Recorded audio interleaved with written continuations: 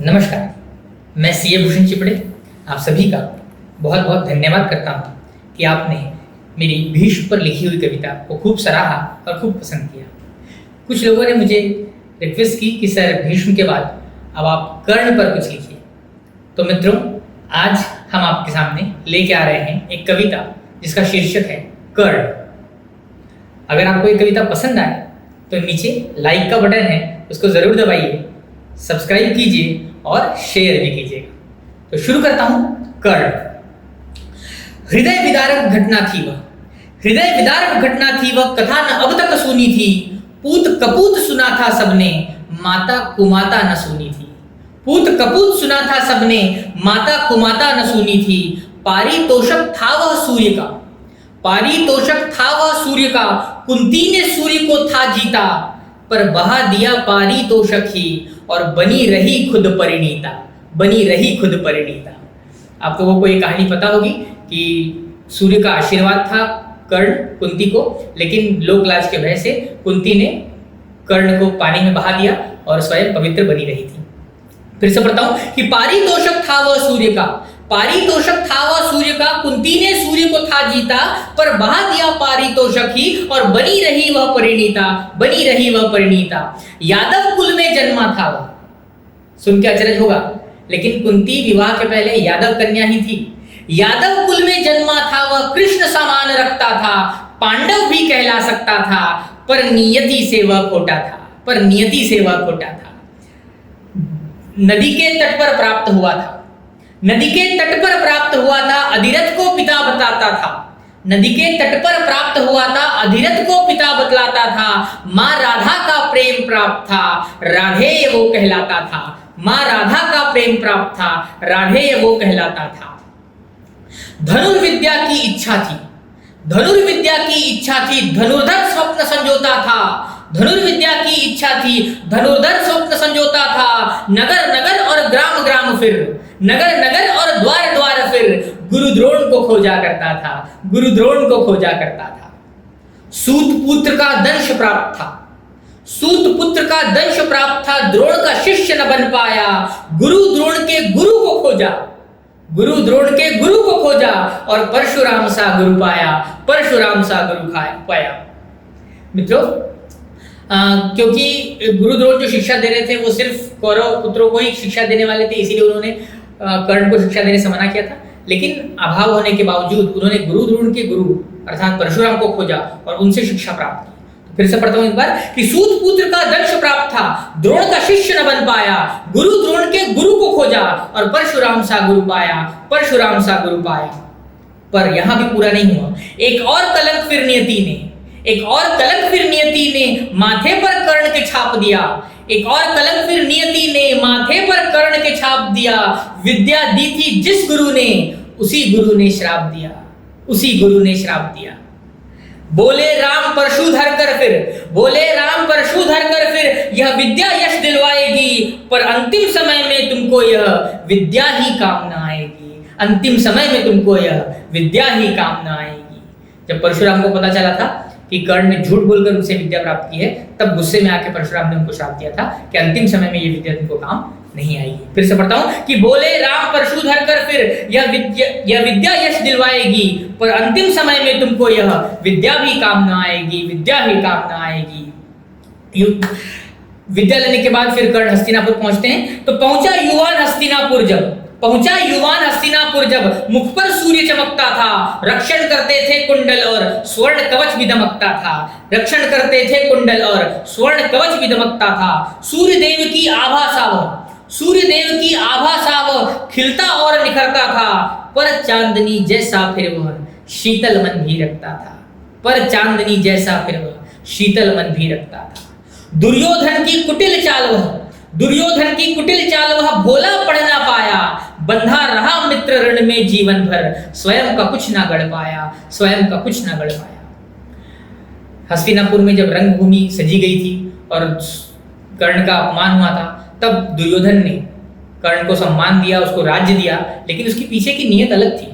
और वह कर्ण को लगा कि नहीं, दुर्योधन तो मेरा सम्मान कर रहा है, मेरा बहुत अच्छा मित्र है, और इसीलिए उस घटना के बाद से पूरा जीवन उसने सिर्फ दुर्योधन के लिए लगा दिया, अपना स्वयं का कुछ भी नहीं कर पाया था। तो फिर से पढ़ता हूं कि दुर्योधन की कुटिल चाल वह भोला पड़ ना पाया, बंधा रहा मित्र ऋण में जीवन भर, स्वयं का कुछ भी गढ़ पाया, स्वयं का कुछ ना गढ़ पाया। अंग देश का दान मिला था, अंग देश का दान मिला था, दान में सब कुछ लौट आया। अंग देश का दान मिला था, दान में सब कुछ लौट आया। वो रश्मि रथी वह सूर्य पुत्र फिर, दानवीर तब कहलाया, दानवीर तब कहलाया। इस कर्ण ने दान में मिला हुआ अंगराज, अंग जो मिला था हमको, राज मिला था, उनका बहुत कुछ इस्तेमाल उन्होंने नहीं किया, पूरा दान में ही लौटा दिया। इसके बाद बहुत सारी और घटनाएं घटी हैं, लेकिन हम सीधा चलते हैं जब युद्ध का आगमन हो चुका है, युद्ध का की घोषणा हो चुकी है और कृष्ण को ऐसा लगता है कि कर्ण को अपनी ओर लाना चाहिए। तब कृष्ण और कर्ण की भेंट हुई है और अब बात चलते हैं कि क्या बात हो रही है। महासमर का घोष किया था दुर्योधन ने कर्ण के दम पर, महासमर का घोष किया था दुर्योधन ने कर्ण के दम पर, सोचा केशव ने ले आऊं कर्ण को अपनी ओर पकड़कर, सोचा केशव ने ले आऊं कर्ण को अपनी ओर पकड़कर। कहा कर्ण ने हे केशव, कहा कर्ण ने हे केशव, करो राधे का प्रणाम स्वीकार। बोले केशव राधे नहीं, कौन्तेय हो तुम, पहले इस पर करो विचार, पहले इस पर करो विचार। राधे मतलब राधा का पुत्र, कौन्तेय मतलब कुंती का पुत्र। यहाँ पर पहली बार कृष्ण राधा कर्ण को बताते हैं कि तुम राधा के नहीं कुंती के पुत्र हो। एक बार फिर से पढ़ता हूं कि महासमर का घोष किया था दुर्योधन ने कर्ण के दम पर, सोचा केशव ने ले आऊं कर्ण को अपनी ओर पकड़कर। कहा कर्ण ने हे केशव, करो राधे का प्रणाम स्वीकार। बोले केशव राधे नहीं, कौन्तेय हो तुम, पहले इस पर करो विचार, पहले इस पर करो विचार। बादल गरजा बिजली कौंधी, बादल गजरा बिजली कौंधी और धरा भी खिसक गई। सुनकर कृष्ण की यह वाणी कर्ण की आंखें सिसक गई, सुनकर कृष्ण की यह वाणी कर्ण की आंखें सिसक गई। देख रश्मिरथी की भावुक स्थिति, देख रश्मिरथी की भावुक स्थिति, केशव दांव खेल गए, इससे पहले वह समझ पाता। भावुक भाषण बोल गए, भावुक भाषण बोल गए। अब कृष्ण कर्ण से कह रहे हैं, क्या कह रहे हैं, वो मैनिपुलेट कर रहे हैं कि कर्ण ज्यादा हो सकता है कि हमारी ओर आ जाए। वो क्या बोल रहे हैं कि अभिमन्यु सा पुत्र भी तुमको ताक्षरी कहकर पुकारेगा, अभिमन्यु सा पुत्र भी तुमको ताक्षरी कहकर बुलाएगा। सहदेव नकुल से प्रेम मिलेगा, अर्जुन भी पांव पखारेगा, सहदेव नकुल से प्रेम मिलेगा, अर्जुन भी पांव पखारेगा। धर्म ज्ञान भी धर्मराज का, धर्म ज्ञान भी धर्मराज का तुम्हारी सोहबत पाएगा। भीम जैसा गदाधारी भी मस्तक अपना झुकाएगा, भीम जैसा गदाधारी भी मस्तक अपना झुकाएगा। पर कर्ण को असर नहीं होता इस बात का। बोले कर्ण कठोर होकर, कैसे कह दूं उसको मां मैं, बोले कर्ण कठोर होकर कैसे कह दूं उसको मां मैं, जिसके कारण अपमानों का जीवन बीता। फेंक दिया था पुत्र को जिसने और बनी रही खुद परिणीता। बोले कर्ण कठोर होकर कैसे कह दूं उसको मां मैं, जिसके कारण अपमानों का जीवन बीता। फेंक दिया था जिसने पुत्र को और बनी रही खुद परिणीता, बनी रही खुद परिणीता। तुम्हारी बातों में केशव मैं, तुम्हारी बातों में केशव मैं यूं ही नहीं आ जाऊंगा। जब तक प्राण रहेंगे तन में राधे यही कहलाऊंगा, राधे यही कहलाऊंगा। और दुनिया को कर्ण की सच्चाई तब पता चली थी जब कर्ण की मृत्यु हो चुकी होती है, उसके पहले नहीं। इसीलिए फिर से पढ़ता हूं इसको कि तुम्हारी बातों में केशव मैं यूं ही नहीं आ जाऊंगा। जब तक प्राण रहेंगे तन में राधे यही कहलाऊंगा, राधे यही कहलाऊंगा। सम्मान मिला है दुर्योधन से, सम्मान मिला है दुर्योधन से, उसको छल ना पाऊंगा। याचक बनकर मां आई हैं, खाली हाथ न लौटाऊंगा, खाली हाथ न लौटाऊंगा। जब कर्ण ने कुंती को कहा था कि तुम मुझसे मांगने आई हो, मैं तुमको भी खाली हाथ नहीं लौटाऊंगा, तुम्हें भी कुछ ना कुछ वचन जरूर दूंगा। फिर से पढ़ता हूं, सम्मान मिला है दुर्योधन को, उसको छल ना पाऊंगा। याचक बनकर मां आई हैं, उस खाली हाथ न लौटाऊंगा। 5 पुत्रों का सुख प्राप्त है, 5 पुत्रों का सुख प्राप्त है, 5ओं का जीवन पाएगी। बस अर्जुन रहेगा या मैं पुत्र रूप में, यह नियति बतलाएगी, यह नियति बतलाएगी। 5 पुत्र का सुख प्राप्त है, 5ओं का जीवन पाएगी। बस अर्जुन रहेगा या मैं पुत्र रूप में, यह नियति बतलाएगी, यह नियति बतलाएगी। कर्ण ने कुंती को कहा था तुम्हारे 5 पुत्र बिल्कुल जीवित रहेंगे, मैं 4 पुत्रों को छोड़ूंगा, नहीं मारूंगा, अर्जुन को छोड़ के मैं किसी का भी अहित नहीं करूंगा। अब युद्ध की शुरुआत करते हैं कि किया कृष्ण ने शंखनाद, फिर दर्द समर का शुरू हुआ। किया कृष्ण ने शंखनाद, फिर दर्द समर का शुरू हुआ। अपने थे अपनों का दामन, अपनों से ही दूर हुआ। सनन सनन सन तीर चले थे, दनन दनन दन गदा बजी। साए साए आवाज खड़क की कुरुक्षेत्र में गूंज उठी, साए साए आवाज आवाज खड़क की, कुरुक्षेत्र में गूंज उठी। गुरु द्रोण के बाद कुरु का एकमात्र सहारा था, कवच कुंडल भी दान कर चुका, वो रश्मि रथी बेचारा था। गुरु द्रोण की मृत्यु के बाद कर्ण को सरसेनापति के रूप में पद मिलता है और उसके बाद वो सेना को संभालते हैं। फिर से पढ़ता हूं कि गुरु द्रोण के बाद कुरु मतलब कौरव, गुरु द्रोण के बाद कुरु का एकमात्र सहारा था, कवच कुंडल भी दान कर चुका, वह रश्मि रथी बेचारा था। एक अकेला कर्ण यहाँ पर, और जो विध्वंस मचाया था कर्ण ने, एक अकेला कर्ण यहाँ पर पूरी सेना पर भारी था, रथ शस्त्रों से भरा हुआ था, मन पर पूरा खाली था। और उसके बाद एक घटना घटती है, वो घटना सुनाता हूं कि तक्षक नाग प्रकट हुआ फिर करने लगा प्रलाप, प्रतिशोध लेना है अर्जुन से, बाण पर धर लो आप। बस बाण पर धर लो आप। कहा कर्ण ने द्यूत नहीं यह युद्ध भूमि है, कुटिलता कर ना पाऊंगा, ऐसा कर जीत गया तो जीत कर कहां मैं जाऊंगा। तक्षक नाग होता है, जब वो खांडव प्रस्थ को जलाया जा रहा होता है, तब अर्जुन ने पूरी नागवंश को जला दिया होता है। तब तक्षक नाग ने बदला लेने के लिए कर्ण के पास आता है कि तुम अपनी बाण में मुझे डर लो, जैसे तुम्हारे बाण छूटेंगे मैं भी छूटूंगा और जाके अर्जुन को डस लूंगा और मर जाऊंगा। लेकिन कर्ण ने मना किया। मैं एक बार फिर से पढ़ता हूं कि तक्षक नाग प्रकट हुआ फिर करने लगा प्रलाप, प्रतिशोध लेना है अर्जुन से, बस बाण पर धर लो आप। कहा कर्ण ने द्यूत नहीं यह युद्ध भूमि है, कुटिलता कर ना पाऊंगा, ऐसा कर जीत गया तो जीत कर कहां मैं जाऊंगा। अब एक प्रसंग और पढ़ता हूं कि बाण सहने की आदत थी,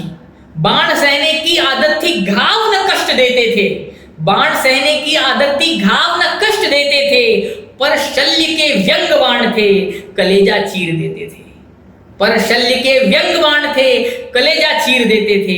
बाण सहूं या व्यंग बाण, मैं इसका निर्णय करना था, रण को छोड़ रहे थे, उनका पीछा करना था।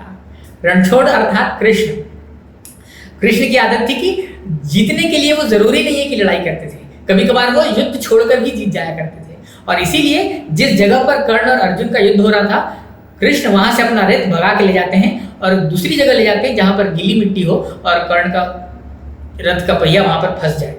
तो इस तरीके से वो कर्ण को वहां पर फंसा पाते हैं। मैं फिर से पढ़ता हूं कि बाण सहने की आदत थी, घाव न कष्ट देते थे, पर शल्य के व्यंग बाण थे, कलेजा चीर देते थे। बाण सहूं या व्यंग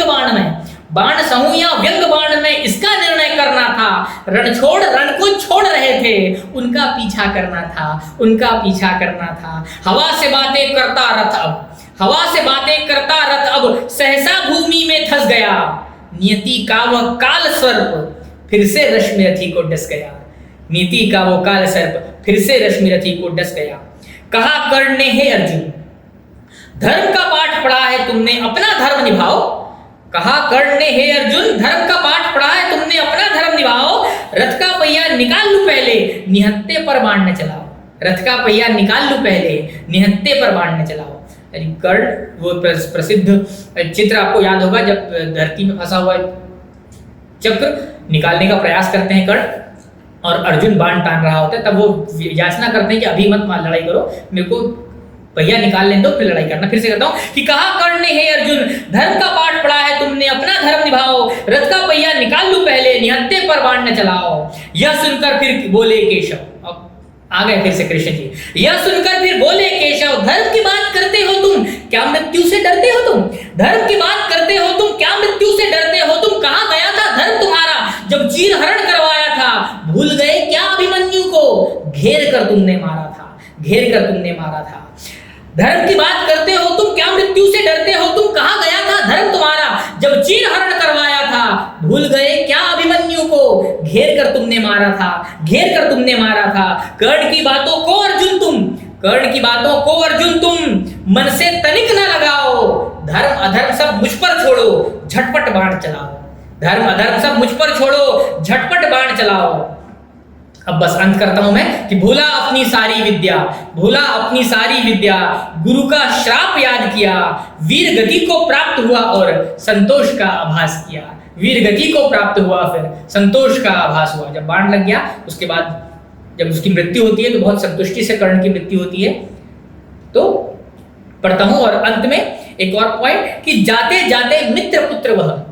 मित्र, हम सूर्य को मित्र कहते हैं। सूर्य का पर्यायवाची आप लोगों ने पढ़ा होगा, तो पहला पर्यायवाची मित्र होता है। सूर्य को हम मित्र भी कहते हैं। तो जाते जाते मित्र पुत्र वह मित्रता करना सिखा गया।